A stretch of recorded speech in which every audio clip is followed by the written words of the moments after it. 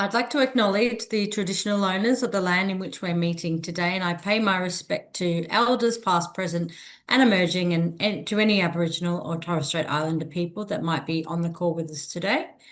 I'd like to extend a warm welcome to Dr. Joshua Wiley. Dr. Joshua Wiley is a behavioural medicine researcher with a focus on understanding and improving sleep and mental health, particularly in people after a cancer diagnosis. He's currently appointed as a Senior Research Fellow, equivalent to an Associate Professor at Monash University in the School of Psychological Sciences and the Turner Institute for Brain and Mental Health. This session will cover actionable and proven ways to support good sleeping habits in response to the symptoms and side effects of upper GI cancers and treatments that can make sleeping a challenge. So over to you, Josh. Thank you so much. I'm really grateful to be here today and appreciate everybody who's joined and has taken this time. I hope that this may be a useful session for you. I'd like to just start off with a couple of quick things. So one is I really value and welcome any questions, comments, or requests, especially around sleep and mental health. I popped my email up there. I did share with Allison a bit of a handout, which just covers all the info from today that can maybe get shared to you all later. That would have my details as well. But anyway, please feel free to reach out for anything if you would like after this. Couple of quick things. There are some points in here where if you're comfortable, I'd really think it'd be really helpful if you're open to sharing some of your experiences, some of the things that you've had with sleep, some of the stuff that's worked for you.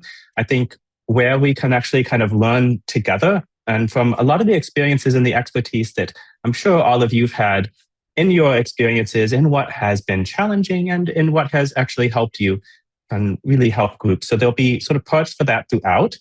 If you're happy to, please feel free to just unmute and share at those points. And if you don't want to, you can put information into the chat. And then the other thing I will say is that I'm really happy to take questions or anything like that throughout. So if you have anything or you hear something, you say, what does that mean? Or that doesn't sound quite right to you, just speak up whenever. And then a little bit of a disclaimer. This is general information. I'll do what I can as I hear from you to try to tailor to some of your experiences or what might be relevant to you, but always listen to your doctors or your care team over kind of general advice here. All right. So just to start off a little bit, I thought it might be helpful to think about what sort of problems come up when we talk about sleep. What are the problems that we might have with sleep? And sort of starting that off, if anybody is willing, I'd love to hear from you what issues or challenges that you may be having with sleep. What parts of your sleep are you not fully happy with?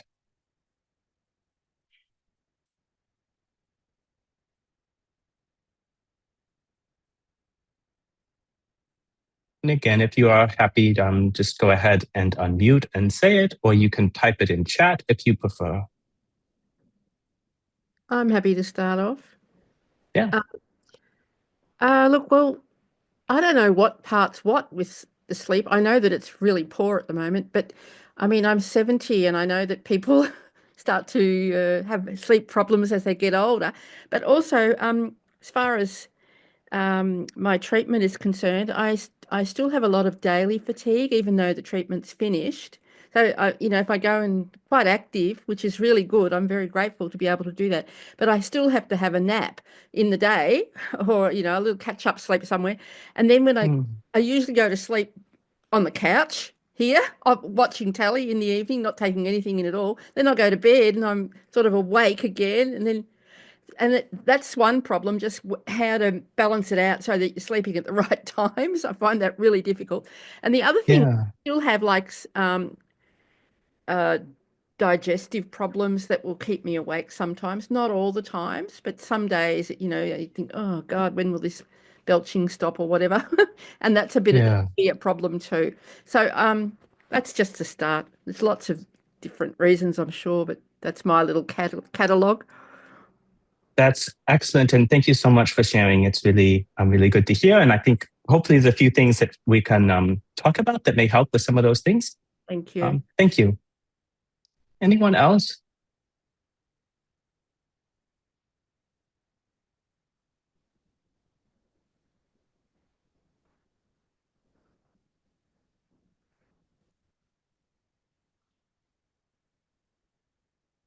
All right.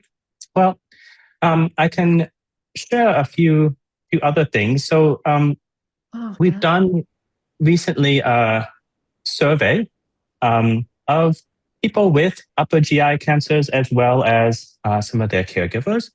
And these are some things that that the community told us are problems that they often have. So waking up in the middle of the night or waking up too early, needing to get up to go to the bathroom, problems falling asleep, stress or anxiety around bedtime, and pain interfering or making it hard to sleep.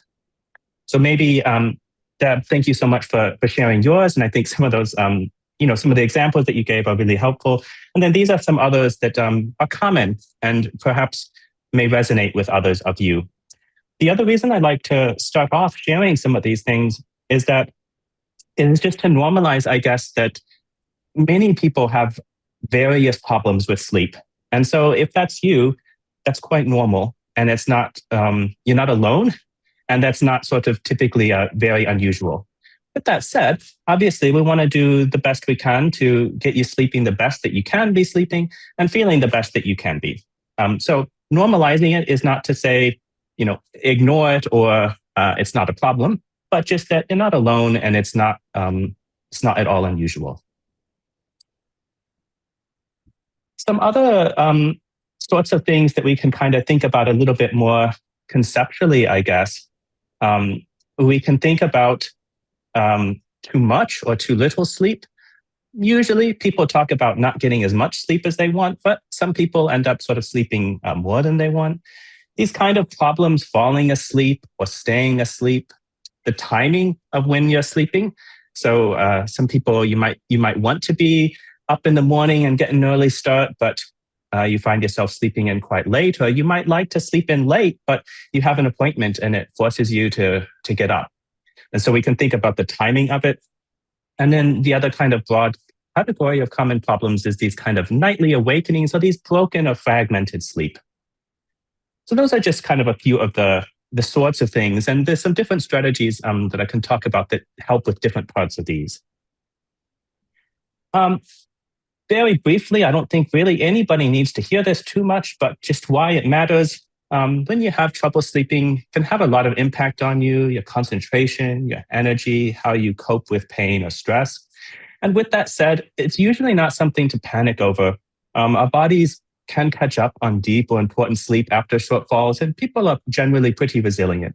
That's not to say that sleep's not important, but also to say, if you have a bad night's sleep, it's not something where I would say, that's really serious, time to panic, time to, get really worried or kind of anxious about how you're sleeping. And the other thing with sleep is usually the more you worry about it, the harder it gets. It's not one of those things you sort of can, it happens. It's not something you kind of force. Doesn't mean there aren't things you can do to help it though. So next I wanted to share just a little bit and think about what impacts our sleep. So we've talked a little bit about what might go wrong with sleep that we want to fix. But I want to think about, well, what are the factors, what are the reasons that that's happening in the first place? And again, just off the start, if anybody wants to share, would love to hear from you first. What to you are things that impact your sleep? What makes it hard for you to fall asleep, or what interrupts your sleep? What do you see as the reasons that you have some difficulty sleeping? And I know, Deb, you shared a little bit when you actually talked about your sleep. You already shared a little bit about this, but do you have other points there, or if anyone else has stuff that they'd like to say?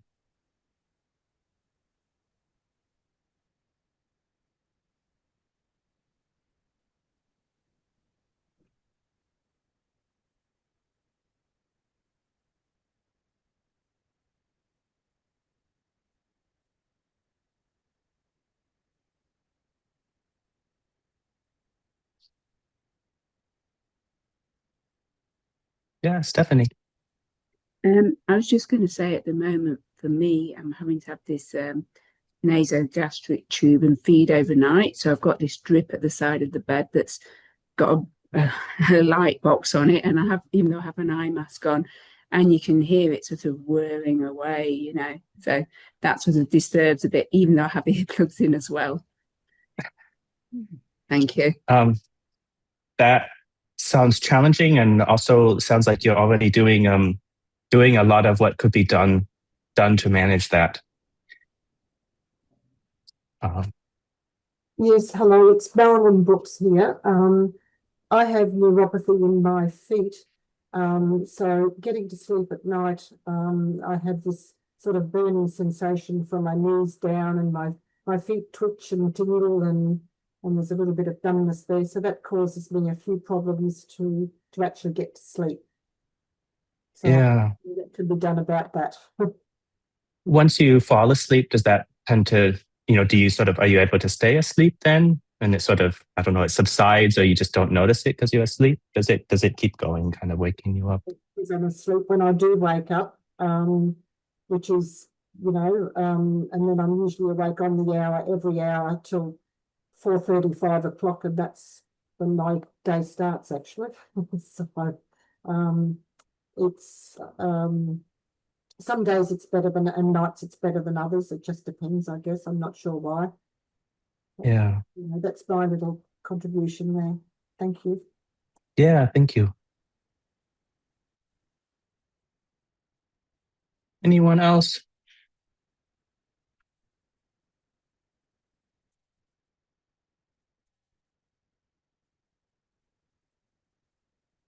All right. So again, just some things that may resonate with some of you as well. This is also from that same survey that we did in folks who had upper GI cancers and their caregivers. They listed all kinds of things, as you can imagine, but we kind of grouped them into these kind of 8 categories broadly.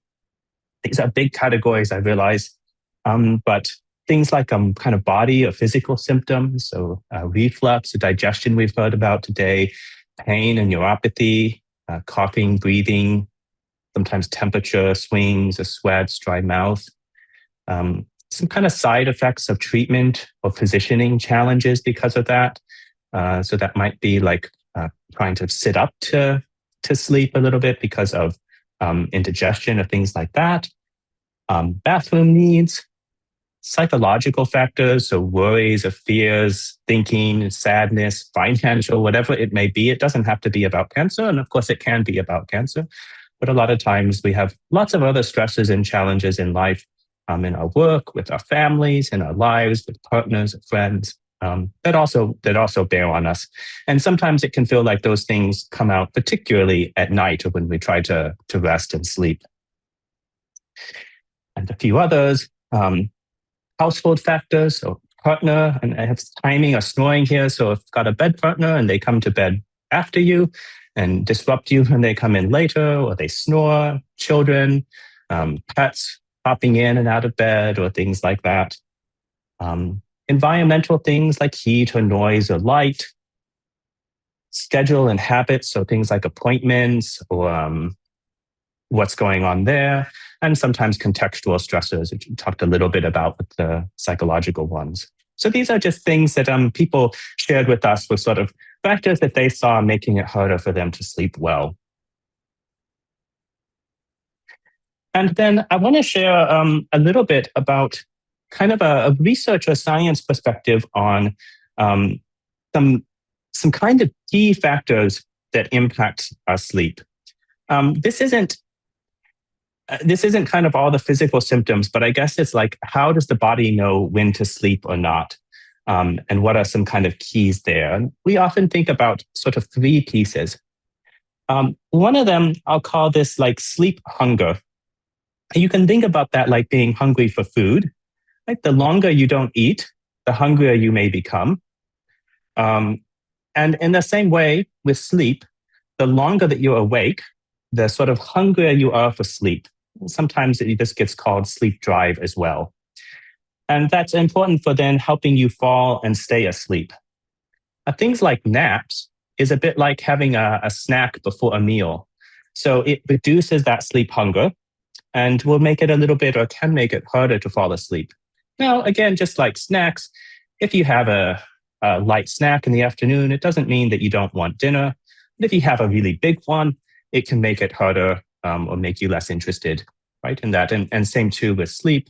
If you have a really long nap, it can make it harder to fall asleep at night, because actually that kind of physiological drive in your body for sleep is reduced because it has gotten that sleep. So we talk about that. I can share in the next section. We'll talk about some ways that we can apply these to perhaps help you. Another really big one is our body clock. And this is an internal kind of biological rhythm that many cells and organs and parts of our body all have. And it varies across that 24-hour day. And it basically kind of sets when the body wants to basically be awake or asleep.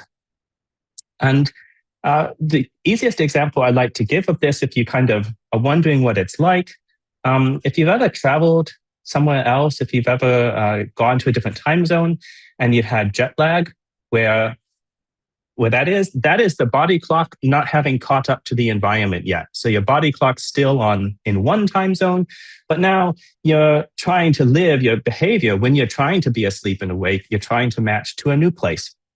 And that's what happens when we get a misalignment, or kind of a difference between when we're actually asleep and awake and when our body wants to be asleep and awake. And so one of the things that we'll also kind of work towards, and give you some suggestions for this, is how we can align those things and how we can make sure to kind of tell, if you will, this biological body clock when it should be awake and asleep. And a lot of that has to do with the light that we get. It's one of the main factors that controls it. It's not the only one, but it's a major one. And then we often think too about an active or quiet mind. So you can need sleep. It's been you've been awake for a long time. It's the perfect time for your body to be asleep. But if you've got a lot on your mind, if you're very aroused, it'll be hard to fall asleep. And I should have in here too, obviously if you have pain or these other things going on, you've got this burning in your legs, it's going to be a lot harder to sleep, even if everything else is right. With that said, these are still helpful things to think about, because sometimes, and this is often the case with things, there's going to be some stuff that we can control and we can make some influence on. And there's going to be some stuff that maybe we can't change. So I think, Stephanie, you said you have the feeding tube, right? And, on a simple notion, I suppose the answer could be, well, what if we turn that machine off? But obviously that's not what we're going to do. So that becomes something, well, that part we're not going to be able to control. So what can we actually control, and can we set everything else up to give you the best chance to sleep? There's going to be parts we're unable to control, but where that happens, we have to sort of just work around that, accept that, I guess, and then say, well, what can we control? And for the stuff that we can control, let's set it up to give the best chances of actually sleeping. And as I said at the beginning, it's going to be normal that sleep is not perfect or isn't great. So we're not aiming for perfection, but we're aiming to hopefully take some steps towards a little bit better sleep. So let's get into that then. And again, what I might just start off, and we can come back to this later on, but you've all been great about sharing, I think, some of the areas that you feel like isn't the best in your sleep, some of the things that are making it hard for you to fall asleep. I'd love to hear as well, what are some of the things that you're doing that you think actually help, some of the stuff that you do that counters some of those problems, or some of the habits or routines that you may have that when you do those, feels like it really helps you fall asleep. Joshua, Phil Brooks here. Can I just ask one question about the sleep hunger? Sometimes mid-afternoon you're feeling extremely tired. Should you push through that tiredness or have a nap? Great question. And I'll give an unsatisfying answer. It probably depends a little bit. What I would say is if you can make it through, I probably would give that a go. With that said, if you've got to give kind of a nuanced answer. And I think especially after cancer, that's important, because there's a real balance there's kind of what you'll see sometimes online about like the typical sleep suggestions. And I think, these are often designed for folks who are otherwise well, but maybe having trouble falling asleep. When you're unwell, when you need extra rest, when you need to kind of recover, the approach that I kind of always take is, look, if you really need a nap, go on and take it. But if you're sort of able to get through it, I would try to hold out and to either skip the nap or keep the nap short. So if we think about it like that snack, if you can have would a 20-minute nap or a half-hour nap or something like that suffice instead of like a 2-hour nap? Would that be enough to make it so, that you get really tired in the afternoon rather than that being so sort of, almost painful sometimes, right? When you're really falling asleep and you're trying to stay awake rather than really struggling with your body, I guess, could have maybe a bit of a short nap be enough to kind of ease that and get you through, but maybe not so much that it makes it harder to sleep at night. Thanks, Joshua. Yeah, really good question. And the other things that you can give a go as well, if you're tired during the day like that, but you're kind of trying maybe not to nap, see if you can get a bit of bright light, maybe go on a gentle walk, or if you're not sort of up to walking, if there's maybe some outdoor spot or a spot by a window that you could sit a little bit. We know that bright light has this sort of, we call it in research an alerting effect. But basically, if you're out in the sun for a little bit, it's not it's not going to be like, you suddenly feel energetic and like you're not tired at all.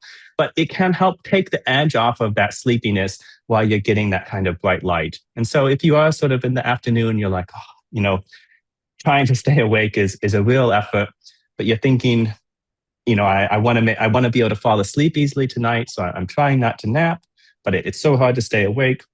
What I do myself and what research shows can be helpful is a little bit of activity, like a little bit of walking or movement if you're able to, and some light. So if you can, again, be outdoors or sit by a window or something like that.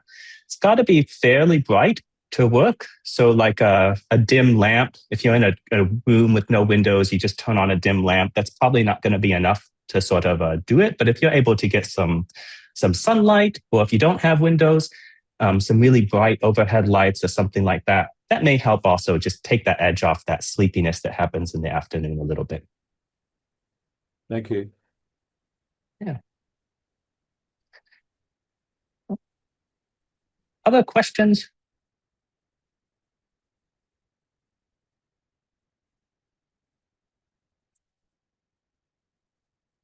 Or other things that you've done that you feel like help your sleep? Yeah. I was going to say something that's helped me get to sleep is Yeah. a boring podcast, low level voice. I'm not really even, most of the time I'm not really even paying attention much to the words at all. I might start by doing that, but they're just there and I put it on a timer. I think it helps me go to sleep, but I'm not sure. It doesn't help me. I mean, clearly it doesn't help me stay asleep, but it might help me get there. Yeah, for sure. Lots of people like things like that, or gentle music or something else that, and I think the usual thinking is those things, they can help kind of, even if you're not paying attention to exactly what's being said, it kind of can distract a little bit, maybe keep you out of just being stuck in your own thoughts or kind of thinking about these problems, or am I going to fall asleep, or what I've got to do tomorrow, that kind of active mind that might otherwise make it harder to fall asleep. And instead, a little bit of your attention goes to this thing, but maybe you're not so focused on it.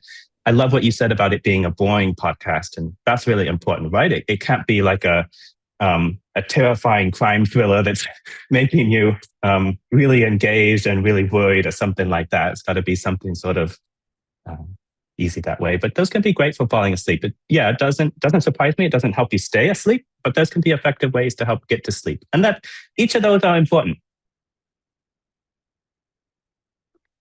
Anyone else?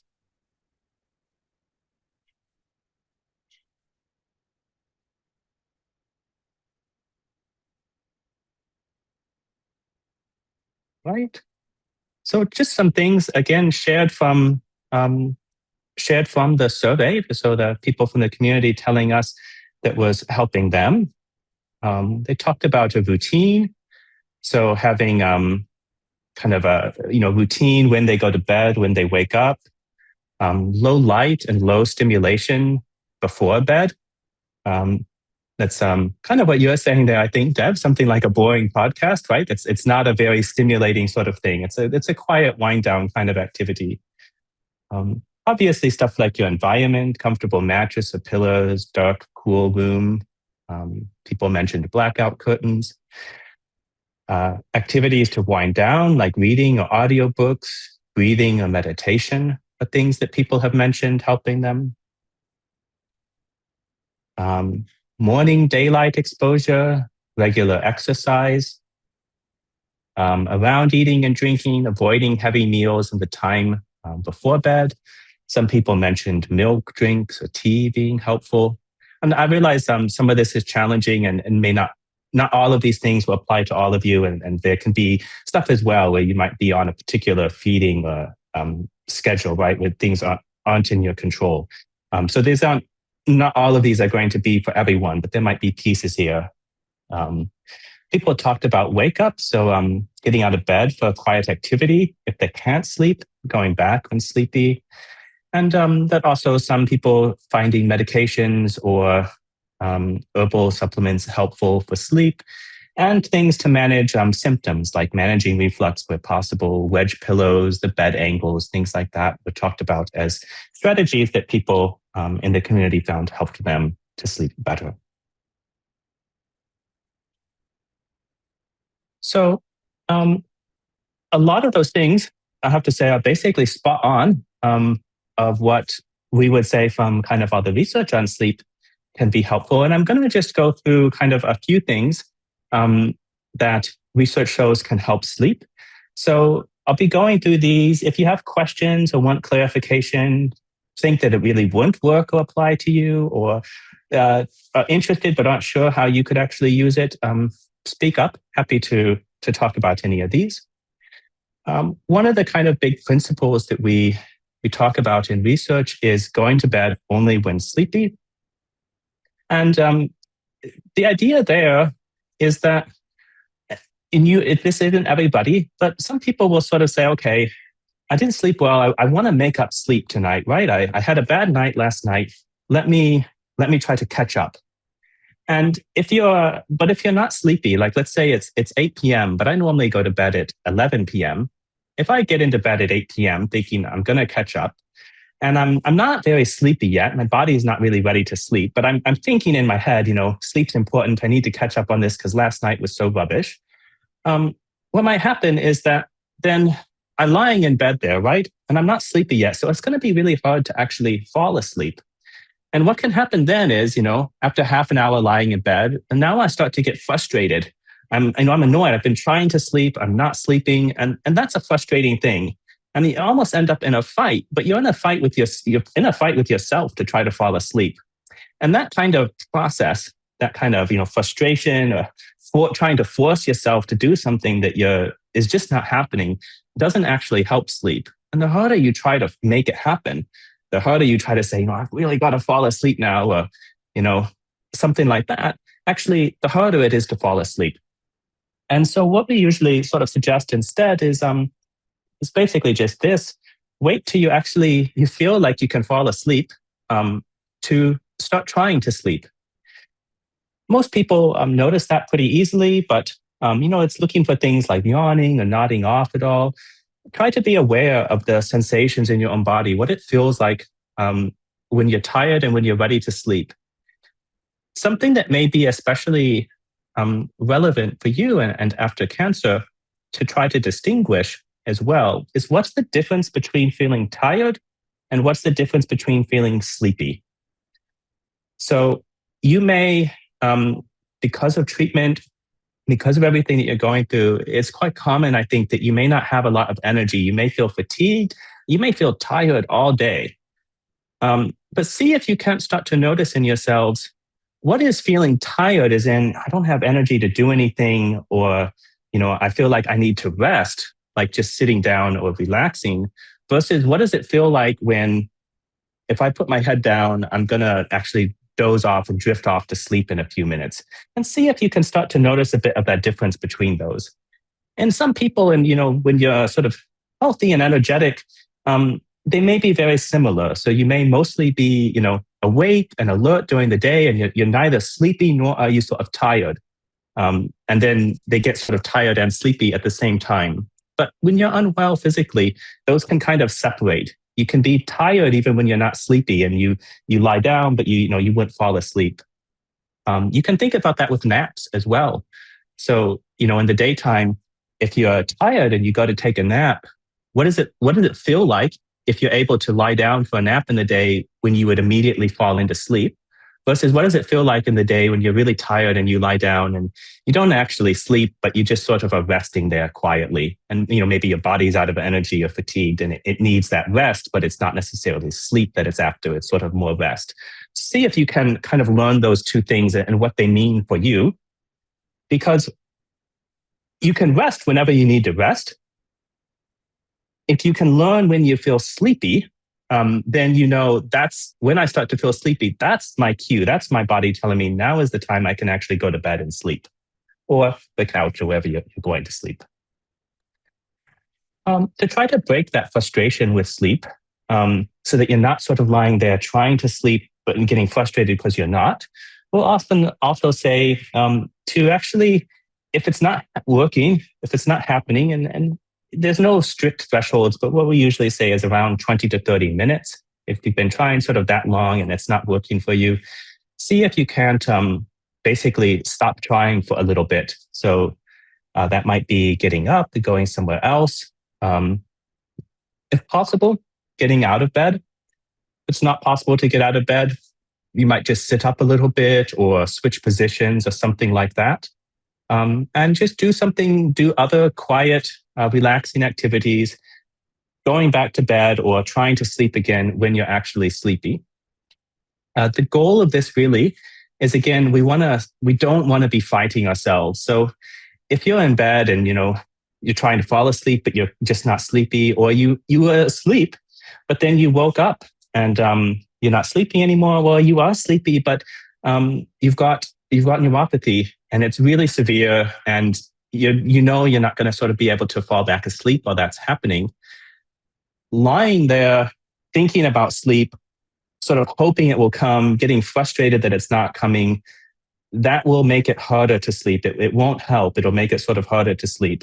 And so what we're sort of saying instead is sort of go with the flow, right? If sleep isn't going to happen for the next hour or something like that, rather than fight it and try to force yourself to just fall asleep anyway, just sort of let it be and see if there's something else that you can do to ride out that wave, waiting for the neuropathy to pass, or the sleepiness to come. If you're not sleepy, you're waiting for that kind of next sleepiness wave. When it comes back again and you start to feel, now I'm starting to feel that sleepiness, capture that moment and go back to bed, go back and try to sleep again. And then I've talked a lot about how it's hard to force yourself to sleep. So the bedtime we kind of can't control as easily. Like, you can try to have a routine as much as you can, but it's a little bit impossible to say, I'm going to feel sleepy at exactly 10 p.m. every day through my own willpower. I'm going to make that happen. It's just not quite how our bodies work. What we can do a little bit more to help that consistent routine, which can really help with sleep overall, is to try to have a regular rise time, a regular time that we wake up each morning. And the usual encouragement on this as well is to, as much as you can, keep that consistency, even if you've had a bit of a bad night. So even if you, let's say, you like to get 7 hours of sleep, but last night you were awake for an hour in the middle of the night, if you're able, I would still try to keep your usual wake up time. Like, if you normally wake up at 7 a.m., see if you can't still wake up at 7 a.m., even if you had a little bit of a bad night before. And there's two sort of reasons for this. One of them is that sleep hunger that I mentioned. That little bit of trouble sleeping that you had will make you sort of hungrier for sleep. And if you can hold it through that day, it means that the following night, you're more likely to be tired and actually fall asleep. The The other reason is our body clocks, that kind of 24-hour rhythm that we have biologically, really thrives on consistency, on stability, on having those routines. When we have really stable routines, it's more likely that what we're actually doing in our behavior when we get in and out of bed, when we try to sleep and stuff like that, is lined up, is synchronized with our biological clocks. And when that happens, people usually sleep better. It's hard to control your bedtime because, again, you can't force yourself to be sleepy if you don't feel like sleeping, but it's a little bit more possible to sort of control your wake time. Now, with that said, you might have a really shocking night, right? You normally go to bed at 10 p.m. and you had pain, your feeding machine kept waking you up, right? These things happen and it's 4 a.m. before you finally fall asleep. When it's extreme like that, be gentle with yourself. I would listen to your body. So that's not going to be a place where you'd be like, well, even though I couldn't fall asleep till 4 a.m., hard on the dot, still waking up at 7 a.m. because that's my routine. But if it's manageable, if it feels like, you know what, I can get through this day, it's okay. Try to have that consistency.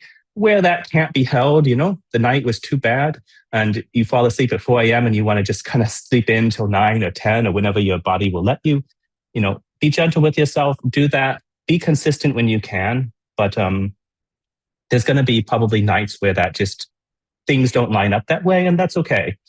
These things aren't about all or nothing. There's about steps and building that consistency, building those habits that help you sleep where you're able to, and where your body doesn't let you, it doesn't let you sometimes. And we have bad nights. That's all right.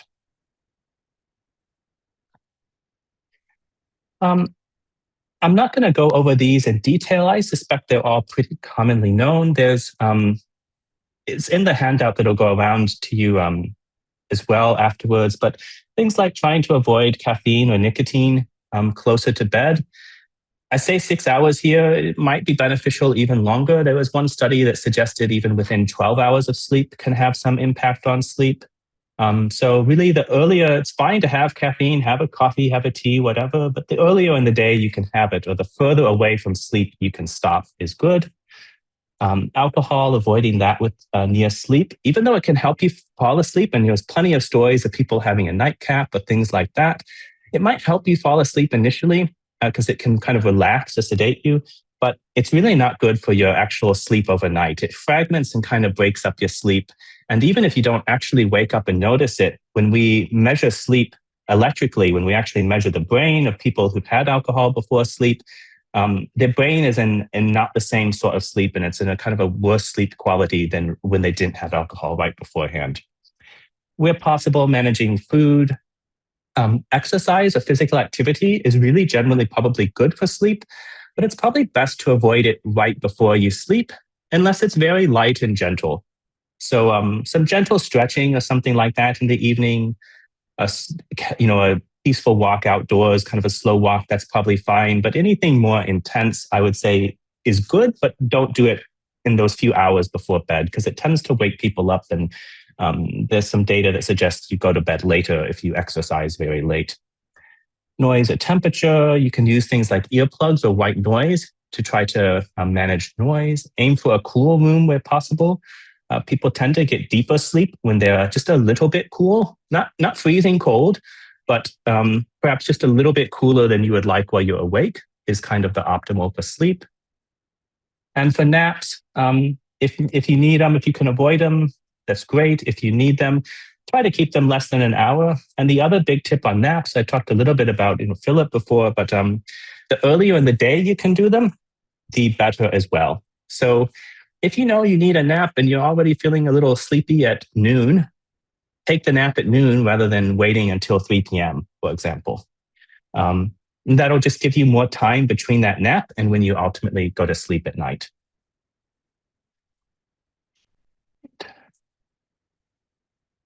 I mentioned our body clock, that kind of biological rhythm for sleep and wake.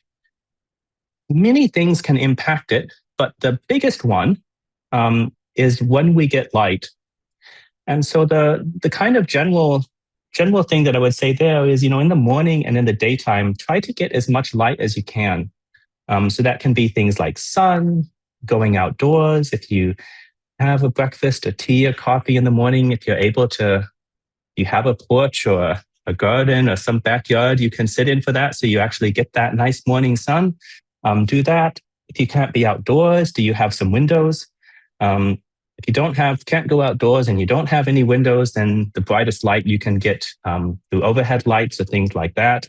If you find yourself, for example, you're hospitalized for some days, but you're still trying to kind of manage your rhythms, you are pretty limited there because normally hospitals don't let you tinker with that many different aspects of the lights. But in the morning, as much as you can push the lights up or on or ask for them to be on, that's what I would say. And then conversely, our bodies need to know when is the time for sleep, and darkness is the cue often for that. And so in the evening, in those few hours before you sleep, having lights as dim as possible.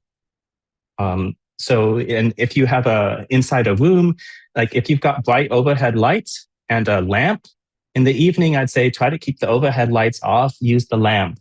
Try to basically mimic what we would have done before all these technologies came around, where, you know, the sun would have risen in the morning, we'd be outdoors, we'd get all that light, and then when the sun set, it would start to get dark, right? And there might be a fire or something like that, but we wouldn't have had a lot of very bright lights in the evening in the past, before we had kind of electricity and technology and all of this. And that's really what our bodies are sort of wired for. And so as much as you can mimic that natural cycle, basically is helpful. Electronic devices, I say e-devices here, that can be okay. There's been a lot of kind of media attention on them being quite problematic. And there's newer studies that may not really be that bad. The things that you can think about is whatever you're doing sort of relaxing? Can you keep the overall brightness low as possible and avoiding sort of stimulating content? So a lot of the research on where there might be problems might be because of how stimulating or engaging the devices can be, or distressing they can be. If you're, reading something that's troubling or concerning, or a news report of terrible things in the world that makes you feel like everything's falling apart, that sort of thing in the evening is probably not helpful if you can avoid it. Yeah, Joanna. Thanks, Josh. This is really interesting. I just had a question on this around light bulbs. I've seen recently there are kind of I think they're light bulbs that you can control with an app that change throughout the day. So I think it is that they go red in the evening, and I think they're blue in the day to help with that cycle. Do you know if there's research to support that as something that's effective? Yeah, great question. The color of them, that kind of blue white versus like a warm kind of red white. There's not a ton of research on how much in practice that makes a big difference, but we do know that that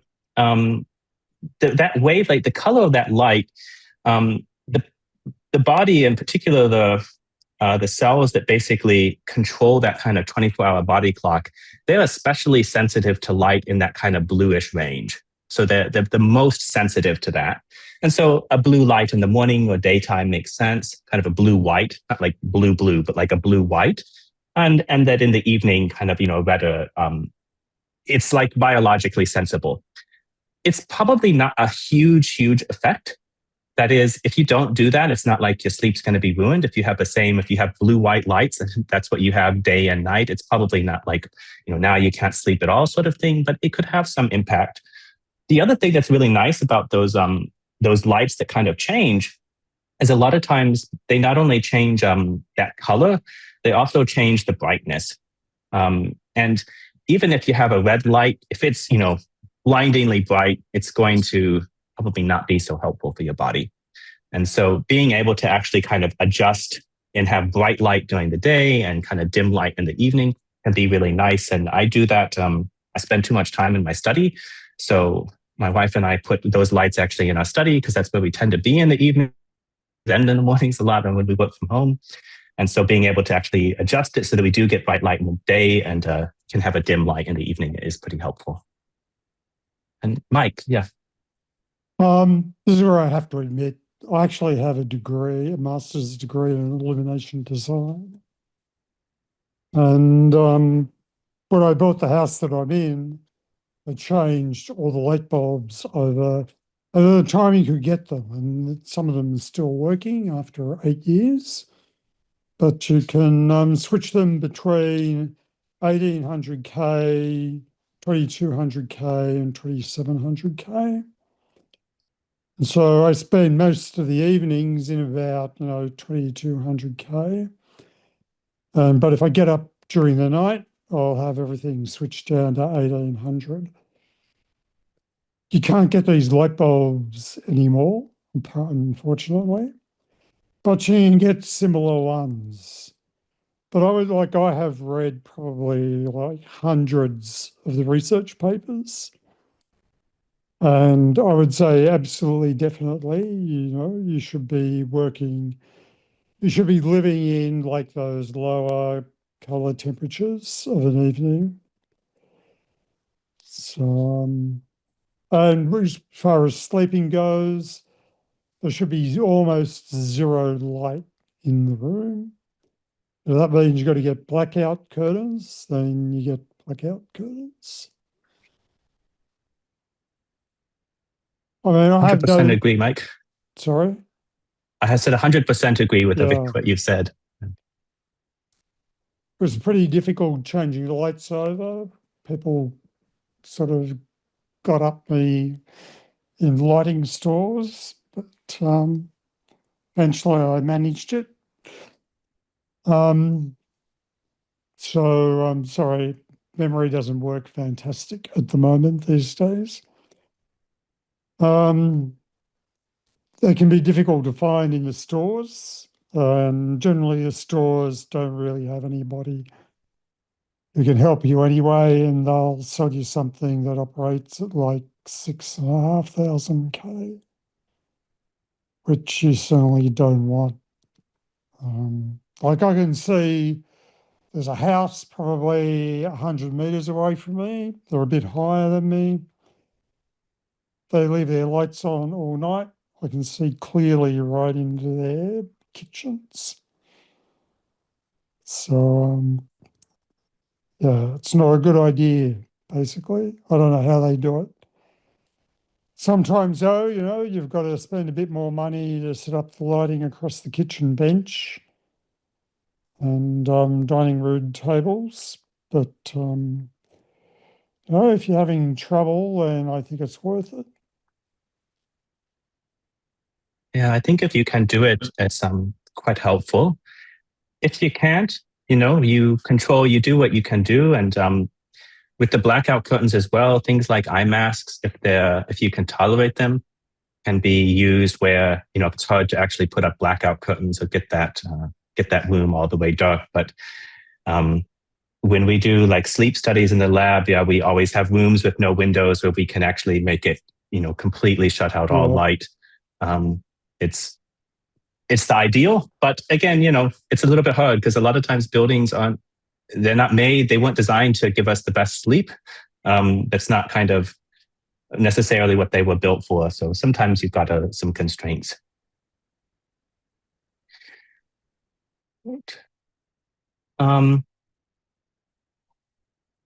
Managing symptoms, and there's probably others here who are wiser on this than I am. I sort of sit with sleep, and there's some interface with these, but I'm sure that you and others will have probably more. But thinking about for things like reflux or that belching, thinking about the timing of meals where possible. Some people, and there's research showing benefits of elevating your head to the bed. So that might be like in the kind of very fancy case, adjustable beds where you can set the angle to what works well for you. A little bit easier is things like wedge pillows, which Alison or Joanna, I don't know how much, but I'd heard in the past that Pancare could actually help providing wedge pillows to folks, if that would help them. I don't know if that's still the case. We would welcome a conversation around any challenges that people are having to, access things like equipment that they might need. So absolutely, we would, welcome people to get in touch, and we'll chat with them about that. So things like that. There's evidence that can help. Not all of these may help everyone, but those are things it may, avoiding late alcohol or caffeine, not only because of the impact on sleep directly, but also because those things can exacerbate reflux or heart pain and make it worse. Finding comfortable positions, finding and building in supports through pillows or other sort of things like that around you to help that position and to feel supported. You've got shortness of breath, a sort of coughing, sometimes pursed lip breathing, like where you kind of keep your lips a little bit close and breathe. That can help. Some people feel like that helps a little bit that sensation of the shortness of breath. And also trying to do some relaxation, because if you have any shortness of breath, that can be quite, I guess, confronting or kind of distressing, anxiety provoking. So working towards sort of just relaxing to get through that may be helpful. I would also say with these things, it's really good to, actively talk to your doctors or treating team. If you're seeing an oncologist or something like that, and you've got symptoms, they're not being managed well, feel free to be bold, to ask them about it, to push them on it. If they don't know, to ask for a referral to palliative care, to doctors who work specifically around managing symptoms and side effects.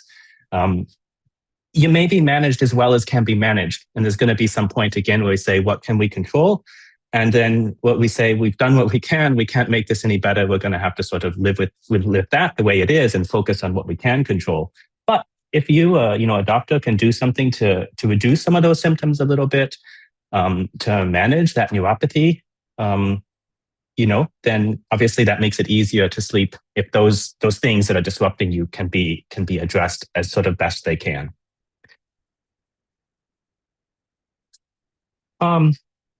Night bathroom trips are pretty common.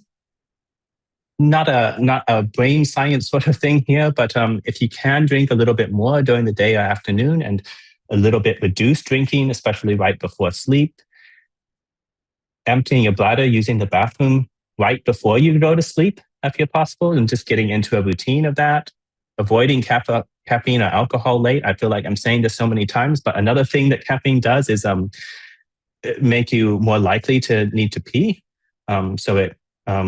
And alcohol as well. So they kind of both fit into that. So things like that might manage. If it's kind of related to your cancer, your treatment, feeding, etc., discussing with your doctor any management possible around it, anything that may help there. Again, the practice is sort of saying, well, let's do the best we can. Let's get the most help we can to manage these symptoms that are impacting your sleep. Because if we can get any of those gone, right, then hopefully your sleep will be a little bit eased.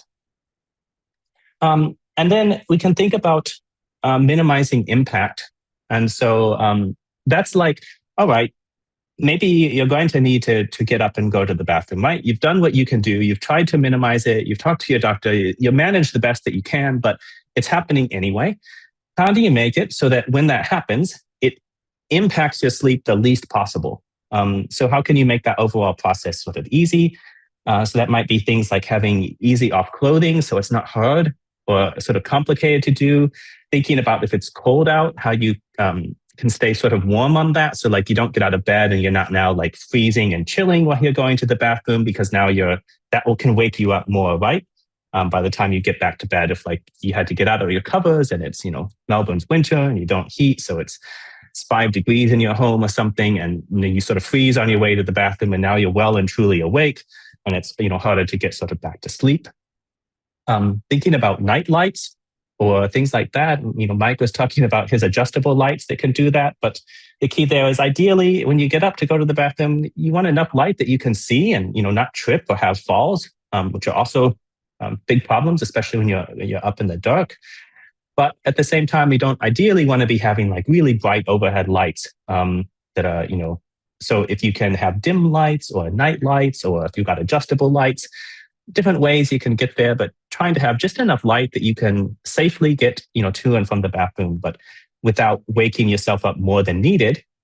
And all of these things, you might have other ideas, but the goal is to sort of say, well, you're going to get up and go to the bathroom. But if we can make that something where you wake up, you go to the bathroom, you get back in bed and you're asleep within 10 minutes, that's a lot better than if each time you go to the bathroom, it takes you lose 30 minutes of sleep to it, right? Or something like that. So whatever we can do to kind of reduce how much sleep impact it has. We accept what we can't change, but we change what we can to make it the least impactful that we can make it. For temperature, I'm just mindful of the time, actually. I might just skip past this. I wanted to talk about two things quickly. One is about what you can do if your mind is active, or you've got worries or kind of anxieties. Two little concrete things. One is plan a routine about an hour and a half before bed. See if you can actually build a routine around winding down. That might be dim lights. That might be quiet activities, like a boring podcast, Deb. See if you can't set this as a routine that you do every night. You know, you aiming to go to sleep around 10 p.m. or whatever you like. And so, you know, at 9 p.m., I start my routine. It's the same routine that you do every night. You know, that's when you switch your the color temperature on your lights, Mike. You put on your boring podcast or your book or whatever it is that you do. You know, you just get into a bit of a rhythm, and that's what you do kind of every day. And that pattern, that routine, can help quiet the mind and help kind of put you into a now is the time I'm getting ready to sleep mode, and that can help you fall asleep. If you've got a lot of stress, a lot of worries, a lot of anxieties, we talk about a scheduled worry time. So these things are real and they happen. But what we hope is that that time when you're worried about, I have this problem, you know, I've got this test coming up and I don't know what the result's going to be. My kid's not doing well in school or in their job or whatever else. I've got these bills to pay. How is that going to go? All of those are legitimate things to think about and legitimate worries. The hope is that we don't do them right before we're trying to sleep. And it's so easy when you're lying in bed and there's nothing else to kind of distract you for your mind to turn to the problems in your life. And so what we do sometimes is schedule a worry time. Maybe 6:30 p.m. is your worry time, and you spend half an hour or something like that thinking about all your problems. You might write some of them down. You might think about what you can do if you can do them. If you can't do anything about it, you can acknowledge that and try to release or accept them. Sometimes we use an analogy like leaves on a stream. They're real, they're valid, recognize it as you're able to kind of let it go. Let's see if you can't schedule that a little bit earlier so that when you're in that sleep period, you've kind of already done that worrying and for the day. And if a thought comes in, you don't have to force it out, but I'll think about that and I'll deal with it at my worry session tomorrow. I've got a time and a place for it. And what I might just close on, can I have 5 more minutes? Of course. Is just a short guided relaxation, breathing one. You might have done these things many times. You might not have done them. But we can do it as a group here. And also, these might be something that you find helpful for yourself if you have an active mind. So if I can ask all of you to settle as you're able in whatever position sort of feels comfortable for you. You can be here. You don't have to be in front of your cameras. You don't want. If you sit comfortably, put your feet on the floor or in a position that feels relaxed and good for you, and rest your hands, your arms in a way that's comfortable and gentle for you. If it feels okay, you can close your eyes or lower your gaze.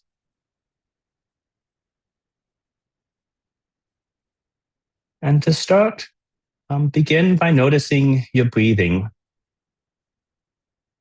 The gentle rhythm of air as it moves in and out.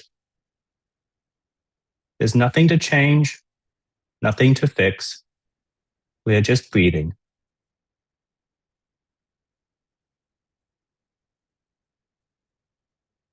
Now take a slow, deep breath in.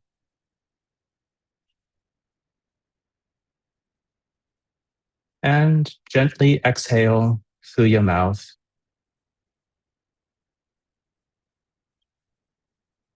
As you breathe in, imagine drawing in calm and steadiness. As you breathe out, imagine releasing tension, even just some of it. Notice your body. Relax your shoulders. Let them rest gently. Relax your jaw and your mouth. Feel your hands resting, supported.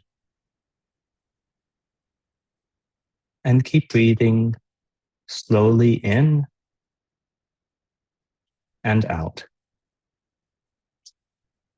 If your mind wanders, gently bring it back to your breath. Steady, quiet air in the present moment. Each time you breathe in, picture warmth and comfort spreading through your body. As you exhale, let go of anything that you don't need to carry right now.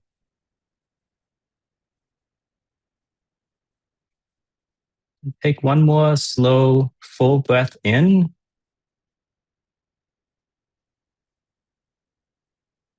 And a long, gentle breath out.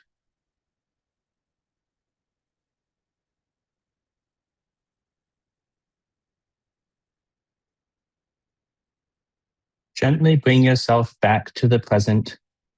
And when you're ready, you can open your eyes and come back to the space and the people around you.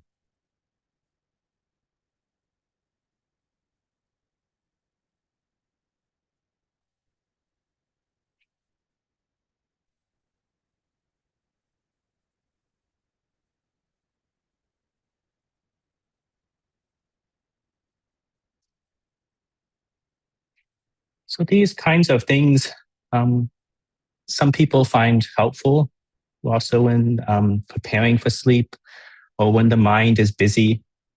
Something I always say is, I like that let go of what you don't need to carry right now. We all have a lot that we're carrying, and for very good reason often. And it's not that that's invalid, but think about if that's something that has to be held or worried or carried in that moment, especially when you're headed into sleep. And I will also say and just acknowledge some people find these the most ridiculous and frustrating things. And if that's you, that's also okay and valid, and this might not be something for you. Very, very lastly, I want to cover two quick things. One is, we've talked about lots of stuff that may help. I wanted to mention when and where you might get help if you're having problems. The things I would broadly look for, if you've got quite a bit of sleep problems and they persist, multiple nights, they persist for weeks, and if you find them impacting on your life, you find them making it hard to concentrate or to feel energetic in the day, you find yourself distressed because of your sleep problems. There's some different things that might be going on, and I don't know all of your circumstances, but you might talk with your GP or your doctor to see about a referral. Two things you can consider. One, there's really good evidence research around something called cognitive behavior therapy for insomnia. It's often delivered by a psychologist or sleep clinician. Your GP could refer you to someone. And also, there's more types of sleep problems, like if you have sleep breathing problems, such as sleep apnea or periodic leg movement. And again, your GP can refer you to a sleep physician who might do a more thorough assessment of what's going on for you and then get you out to the right place. I've put a link in to a list of people that are qualified to practice CBTI. And then I've also put a link in. Our university has a sleep specialty clinic that deals with all kinds of complex sleep problems and disorders. And so if your doctor, your GP aren't confident or don't have all the skills on how to manage whatever sleep problems that you're facing, you can also ask them about a referral over to the Healthy Sleep Clinic. And with that, the other thing I was going to mention is we are working. I'm trying to create a sleep support program for people who have upper gastrointestinal cancers.